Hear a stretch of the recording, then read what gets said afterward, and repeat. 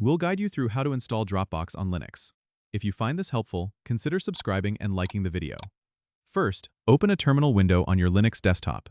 You'll need to install the Dropbox package from the official Dropbox repository. Begin by adding the Dropbox repository to your system.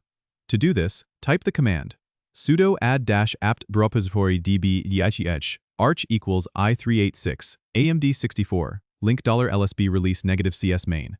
Press enter and then update your system's package list with sudo apt-get update. Now, install Dropbox using the command sudo apt-get install Dropbox. Once the installation is complete, you can go ahead and start Dropbox by typing Dropbox start -i in the terminal. This command will start the Dropbox daemon and allow you to sign in to your Dropbox account. If you don't have an account yet, you can create one during the sign-in process. After signing in, Dropbox will begin syncing your files to your Linux machine. You can verify the installation by checking that the Dropbox icon appears in your system tray, indicating that it's running. If the icon is not visible, you might need to restart your system for the changes to take effect. Remember, Dropbox requires internet access to sync your files, so make sure your network connection is active. For additional configuration, you can access Dropbox settings through the tray icon. Here, you can manage preferences, set up selective sync, or adjust bandwidth settings.